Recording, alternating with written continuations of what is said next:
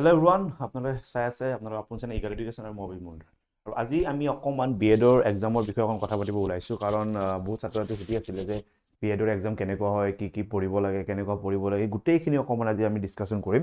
আৰু ইয়াতে অকল গুৱাহাটী ইউনিভাৰ্চিটি নহয়, গুৱাহাটী ইউনিভাৰ্চিটি লগতে ডিব্ৰুগড় ইউনিভাৰ্চিটি দুয়োটাৰ ওপৰত আমি কথা পাতিব চেষ্টা কৰিম যে বিএডৰ পৰীক্ষাত কিমান কুৱেশ্যন আহে, কিমান মাৰ্কছৰ কুৱেশ্যন আহে, লাষ্ট ইয়াৰৰ নটিফিকেশ্যন কেতিয়া আহিছিলে, লাষ্ট ইয়াৰ এক্সাম কিমান তাৰিখে হৈছিলে, তেতিয়া আপোনালোকে এটা আইডিয়া পাব যে এইবাৰ নটিফিকেশ্যন কেতিয়ালৈকে আহিব পাৰে। গতিকে সেই বিষয়ে অকণমান আমি কথা পাতিব চেষ্টা কৰিম। তো পোনপ্ৰথমে দেখাইছোঁ, আৰু যিসকলে বিএডৰ কাৰণে পঢ়িব বিচাৰিছে মেথছ এণ্ড ৰিজনিং, তো সম্পূৰ্ণ এটা অনলাইন ক্লাছ আৰম্ভ হ'বলৈ গৈ আছে এইটো সপ্তাহৰ পৰা। আৰু তাৰ কাৰণে আপোনালোকে প্লে ষ্টৰত যাব লাগিব, ইগল এডুকেশ্যন আছাম এপটো ডাউনলোড কৰিব লাগিব। তাৰ পৰা আপোনালোকে ধুনীয়াকৈ বিএডৰ অনলাইন কৰ্চত জইন হ'ব পাৰিব আৰু ক্লাছ আমি আৰম্ভ কৰিম। লগতে ইয়াতে 1000+ মক টেষ্ট আপোনাক দিম, অল ছাবজেক্টৰ কাৰণে মক টেষ্ট দিম। আপুনি কমপ্লিট মক টেষ্ট পাব আৰু মেথছৰ প্ৰতিটো চেপ্টাৰ ৱাইজ আপোনালোকক এটা মক টেষ্ট, এটা নোটছ আৰু এটা প্ৰেক্টিচ ছেট প্ৰভাইড কৰা হ'ব। অ'কে, গোটেই কনচেপ্টখিনি মেথছ আৰু ৰিজনিঙত যিমান কনচেপ্ট লাগে গোটেইখিনি আমি ইয়াতে কমপ্লিট কৰাম, ঠিক আছে। অ'কে, এখন লাষ্ট ইয়াৰৰ নটিফিকেশ্যন আছিল গুৱাহাটী ইউনিভাৰ্চিটিত। লাষ্ট ইয়াৰৰ নটিফিকেশ্যন আপোনালোকে নিশ্চয় দেখিছে যে ইয়াতে নটিফিকেশ্যন আহিছিল 19 তাৰিখে। অ'কে, 19 তাৰিখে আহিছিল, জানুৱাৰী, ফেব্ৰুৱাৰী, মাৰ্চ, এপ্ৰিল, মে', জুনৰ 19 তাৰিখ, হয়নে? তো জুনৰ 19 তাৰিখে নটিফিকেশ্যন আহিছিলে আৰু তেতিয়া তেওঁলোকৰ এপ্লাই যিটো আছিলে এপ্লাইটো আৰম্ভ কৰিছিল। গতিকে জুনৰ সময়ত এইবাৰ অহাৰ সম্ভাৱনা আছে। গতিকে আমি আশা কৰোঁ আহক সোনকালে এখন লাষ্ট ইয়াৰৰ নটিফিকেশ্যন। লাষ্ট ইয়াৰ যিটো এক্সাম আছিলে সেই এক্সামৰ ডিটেইলছটো কৈছোঁ। মানে এক্সামৰ ডিউৰেশ্যন তেওঁলোকৰ 2 ঘণ্টা আছিলে, 2 ঘণ্টা এক্সামৰ ডিউৰেশ্যন আছিলে। অ'কে, তো এক্সামৰ ডিউৰেশ্যন 2 ঘণ্টা আছিলে। অ'কে, আৰু এক্সামটো আপোনালোকে জানে অফলাইন এক্সাম হয় আৰু MCQ হয়, এইটো আপোনালোকে জানে। আৰু যোৱাবাৰ পৰীক্ষা হৈছিলে 20 জুলাই তাৰিখে, যোৱাবাৰ পৰীক্ষা হৈছিল, last year last year. Okay, এইবাৰ নহয়, যোৱাবাৰ পৰীক্ষা হৈছিলে 20 জুলাই তাৰিখে পৰীক্ষা হৈছিল। গতিকে এইবাৰ আপোনালোকে জুলাই হিচাপত ৰেডি হৈ থাকক, গতিকে আপোনালোকৰ সময় আছে অলৰেডি। আৰু যোৱাবাৰ এপ্লিকেশ্যন ফিজটো 2000, কাৰণ তেওঁলোকৰ গুৱাহাটী ইউনিভাৰ্চিটি এপ্লিকেশ্যন ফিজটো বেছি হয়, আপোনালোকে জানে। তো যোৱাবাৰ এপ্লিকেশ্যন ফিজটো 2000, গতিকে এইবাৰ আপোনাৰ সাজু কৰি ৰাখক যে 2000 টকা এপ্লিকেশ্যন ফিজ নিশ্চয় এইবাৰো হ'ব, তাতকৈ বেছি হোৱাৰ চান্স নাই। আৰু যোৱাবাৰ 20 তাৰিখে হৈছিলে আৰু MCQ হৈছিলে 2 ঘণ্টাৰ এটা এক্সাম হৈছিলে। আৰু এক্সামত কি আহিছিলে, লাষ্ট ইয়াৰৰ যিটো এক্সামৰ ডিটেইলছ আছিলে, যোৱাবাৰ এক্সামৰ ডিটেইলছটো মই ক'লোঁ অকণমান আগত, জুনৰ মাহত নটিফিকেশ্যন ওলাইছিলে আৰু জুলাইৰ 20 তাৰিখে পৰীক্ষা হৈছিলে, ঠিক আছে। অ'কে, তো যোৱাবাৰ এক্সামত আমাৰ যিটো পেটাৰ্ণ আছিলে সেই পেটাৰ্ণটো কেনেকুৱা আছিল, টোটেল নাম্বাৰ অফ কুৱেশ্যন 100টা আছিল, 100টা কুৱেশ্যন আছিলে। 100টা কুৱেশ্যনত টোটেল মাৰ্কছ আছিল 400 আৰু এক্সামটো 2 ঘণ্টাৰ হৈছিলে। অ'কে, আৰু টাইপখিনি MCQ আছিলে। অ'কে, আৰু লেংগুৱেজ আছিলে পেপাৰত যিটো লেংগুৱেজ আছে, লেংগুৱেজটো ইংলিছ লেংগুৱেজ আছিলে, মানে এক্সামটো ইংলিছৰ হয়। অ'কে, ইয়াতে বেলেগ লেংগুৱেজ পেপাৰ যোৱাবাৰ নাছিলে আৰু এইবাৰো চাগে নহয়। আৰু OMR বেছ হয়, এইটো আপোনালোকে জানে। আৰু ইয়াতে প্ৰত্যেকটো কুৱেশ্যনৰ কাৰণে কি আছিলে, 4 নম্বৰকৈ আছিলে, 100টা কুৱেশ্যন 4 নম্বৰকৈ 400। আৰু ইয়াতে এটা নিগেটিভ মাৰ্কছ আছিলে, নিগেটিভ মাৰ্কছটো কিমান আছিলে, -1। নিগেটিভ মাৰ্কছ কিমান আছিলে, -1 নিগেটিভ মাৰ্কছ আছিলে। আৰু নিশ্চয় এইবাৰো -1 নিগেটিভ মাৰ্কছ থাকিব গুৱাহাটী ইউনিভাৰ্চিটিৰ এক্সামটোৰ কাৰণে। অ'কে, মই ডিব্ৰুগড় ইউনিভাৰ্চিটি কৈ আছোঁ। তো গুৱাহাটী ইউনিভাৰ্চিটিৰ এক্সামটোত 100টা কুৱেশ্যন আছিলে, 400 নম্বৰ আছিলে, এক্সামটো ডিউৰেশ্যন 2 ঘণ্টা আছিলে, আৰু ইংলিছৰ পেপাৰ হৈছিলে, OMR বেছ হৈছিলে, আৰু মাৰ্কিং চিষ্টেমটো প্ৰতিটো কুৱেশ্যনত 4 নম্বৰকৈ আছিলে। আৰু ইয়াতে যিটো নিগেটিভ সেই নিগেটিভ মাৰ্কছটো কিমান আছিলে, যোৱাবাৰ -1 আছিল। তো এইবাৰ নিশ্চয় -1 থাকিব। আৰু যোৱাবাৰ এক্সামৰ যিটো পেটাৰ্ণ আছিলে, পেটাৰ্ণটো অকণমান আপোনাক দেখাব বিচাৰিছোঁ।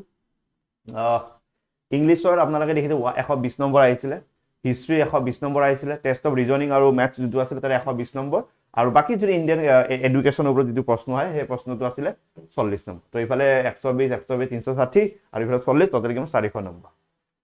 অ'কে, ঠিক আছে। অ'কে, এই চেণ্টেন্সটো এইটো বেলেগ এক্সামৰ চেণ্টেন্স, এইটো নাচাব, ঠিক আছে, এইটো নালাগে চাব। তো ইংলিছৰ কিমান আছিলে, 120 নম্বৰ, জেনেৰেল নলেজৰ কিমান আছিলে, 120 নম্বৰ, আৰু আমাৰ ইয়াতে কি আছিলে, নিউমাৰিকেল যিটো এবিলিটি, তাতে আমাৰ কিমান আছিলে, 120 নম্বৰ, আৰু ইণ্ডিয়ান এডুকেশ্যনৰ ওপৰত কিমান আছিলে, 40 নম্বৰ আছিলে লাষ্ট ইয়াৰৰ পেটাৰ্ণত। তো নিশ্চয় এইবাৰো সেইটো পেটাৰ্ণ থাকিব, তো এইটো হিচাপত আপোনালোকে পঢ়িব লাগে। অ'কে, এতিয়া অকণমান ক'বলৈ গ'লে ডিব্ৰুগড় ইউনিভাৰ্চিটিৰ এক্সামবোৰ কেতিয়া হৈছিলে আৰু কি আহিছিলে। তো ডিব্ৰুগড় ইউনিভাৰ্চিটিৰ বিষয়ে অকণমান পাতিম, যিটো বিএডৰ কমন এণ্ট্ৰেন্স টেষ্ট আছিলে।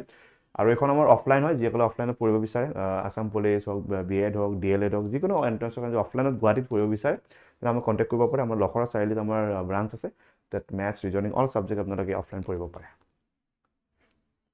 এখন যোৱা বছৰৰ নটিফিকেশ্যন আছিলে, এইটো ডিব্ৰুগড় ইউনিভাৰ্চিটিৰ নটিফিকেশ্যন। যোৱাবাৰ নটিফিকেশ্যন ওলাইছিল জানুৱাৰী, ফেব্ৰুৱাৰী, মাৰ্চ, এপ্ৰিলৰ 30 তাৰিখে ওলাইছিলে। কিমান ওলাইছে, এপ্ৰিলৰ 30 তাৰিখে নটিফিকেশ্যন ওলাইছিলে লাষ্ট ইয়াৰ, ঠিক আছে। গতিকে লাষ্ট ইয়াৰ নটিফিকেশ্যন এপ্ৰিলৰ 30 তাৰিখে ওলাইছিলে।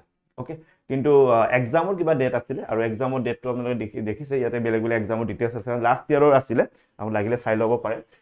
লাষ্ট ইয়াৰত আৰু কি এক্সামৰ ডিটেইলছ চাম লাষ্ট ইয়াৰৰ এক্সামৰ ডিটেইলছটো আছিলে যিটো আমাৰ হৈছিলে সেইটো 1.5 ঘণ্টাৰ এক্সাম এটা হৈছিলে 11টা বজাৰ পৰা 12:30লৈকে আৰু এক্সামটো যোৱাবাৰ হৈছিলে 12 জুলাই তাৰিখে 12 জুলাই তাৰিখে যোৱাবাৰ এক্সাম দ্যাট মিন্স দুটা এক্সাম জুলাইৰ মাহতে হয় যোৱাবাৰ 12 জুলাই তাৰিখে হৈছিল গুৱাহাটী ইউনিভাৰ্চিটি 20 জুলাই আছিল তো ডিব্ৰুগড় ইউনিভাৰ্চিটি 12 জুলাই তাৰিখে আছিল আৰু গুৱাহাটী ইউনিভাৰ্চিটি 20 জুলাই তাৰিখে হৈছিল গতিকে এইবাৰ জুলাই মাহত পৰীক্ষা হোৱাৰ সম্ভাৱনা আছে তো জুলাই মাহৰ কাৰণে সাজু হৈ থাকক আৰু যোৱাবাৰ এক্সামৰ ডিটেইলছখিনি এনেকুৱা আছিলে 12 তাৰিখে এক্সাম হৈছিলে 22 তাৰিখে ৰিজাল্ট দিছিলে এইটো ডিব্ৰুগড় ইউনিভাৰ্চিটিৰ পেটাৰ্ণ আছিলে লাষ্ট ইয়াৰ ওকে তেওঁলোকৰ মে'ৰ মাহতে তেওঁলোকৰ মানে অনলাইন এপ্লিকেশ্যন আৰম্ভ হৈছিলে সোনকালে আৰম্ভ হৈছিলে গুৱাহাটী ইউনিভাৰ্চিটিতকৈ গুৱাহাটী ইউনিভাৰ্চিটি জুনত আৰম্ভ হৈ জুলাইত পৰীক্ষা পাতিছিল আৰু তেওঁলোকে মে' মাহৰ পৰা আৰম্ভ কৰি এক্সাম পাতিছিল জুলাই মাহত ডিব্ৰুগড় ওকে আৰু ডিব্ৰুগড় ইউনিভাৰ্চিটি এক্সামৰ পেটাৰ্ণটো কি আছিলে ইয়াতে টোটেল 70 নম্বৰছ কুৱেশ্যন আছিলে 10 20 30 40 50 60 70 এই 70 মাৰ্কছটো কাৰ আছিলে ডিব্ৰুগড় ইউনিভাৰ্চিটি আগৰবাৰ মোক গুৱাহাটীত দেখা গৈছিলে তো ডিব্ৰুগড় ইউনিভাৰ্চিটিত 70 মাৰ্কছৰ এটা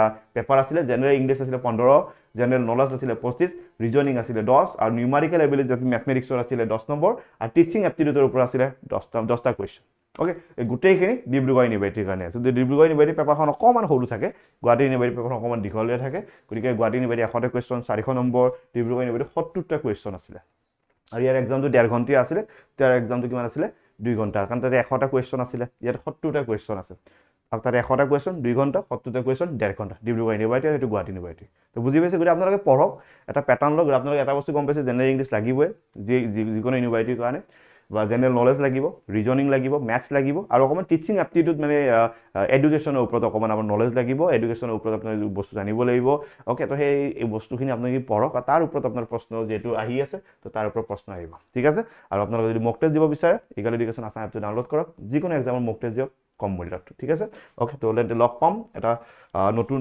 ক্লাছত বি এডৰ ক্লাছবোৰ যিহেতু চলি আছে আকৌ চলি থাকিব আগৰ দুটা ক্লাছ যদি আপোনালোকে চোৱা নাই তেন্তে চাওক ক্লাছ নম্বৰ 3 অতি সোনকালে আহি আছে প্ৰিভিয়াছ কুৱেশ্যন পেপাৰ কৰাম আৰু গোটেইখিনি ইগল এডুকেশ্যন আপোনালোকে চাব পাৰিব ঠিক আছে লগ পাম এটা নতুন ক্লাছত থেংক ইউ ছ' মাছ চাই থাকিব আপোনাৰ আপোন channel Eagle Education thank you so' much